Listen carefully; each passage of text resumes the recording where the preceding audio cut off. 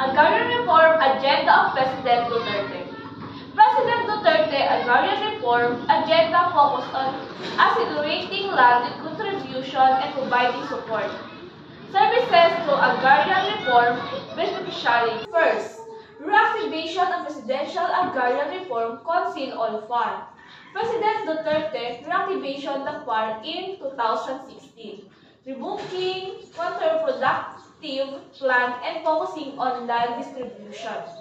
President Duterte reactivation the Presidential Agrarian Reform Council, or FAR, in 2016. This lead on the renew, focus and direct land distribution to farmer abandoning less effective previous plan. The goal has to accelerate land focus, provide land title to agrarian reform beneficiaries. Second, distribution of unused government-owned land or goals. Executive Order Number 75/2019 made as less 300,000 hectares of unused goals available of 200 farmers. This includes significant area like Ayuna, King, Ranch, and Davao Penal Colony.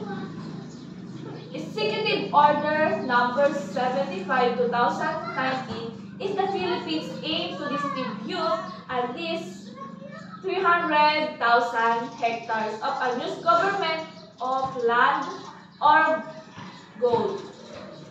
200 farmers. Notable example of land included in this initiative here the Ayuna King Ranch and Davao Penal Colony.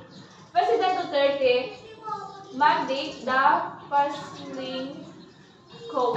Third, parcelization of collective participate of land ownership award.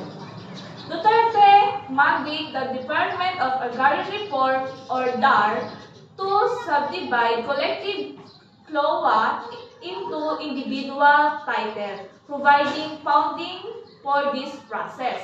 President Duterte directed of the Department of Agrarian Reform, DAR, to conserve collective participate of land ownership or award into individual title. The move addressed issue arising for collective land ownership, such as boundary conflict and difficult in securities loans. Next, President Duterte and exclusion of Agenda Lucita for the land required a major flow, pushing for the distribution of the remaining distribute land of farmer beneficiary. President Rodrigo viewed the exclusion of Agenda Lucita from the Philippines Land Reform Program as a significant failure. He believed that she should have been distributed to farmer beneficiary, and he actively pushing from the contribute of the remaining undistributed portion of the state. Support services while acknowledging the contribution of 4.8 million hectares to 2.7 million acres. President Duterte administration recognized the need of provide support services to prevent illegal landless or license. When the President Duterte administration contributes 4.8 million hectares of land to 2.7 million agrarian reform beneficiaries, it is recognized the need for better support services. This is the crucial to prevent arts and illegally selling or leasing their newly acquired loan.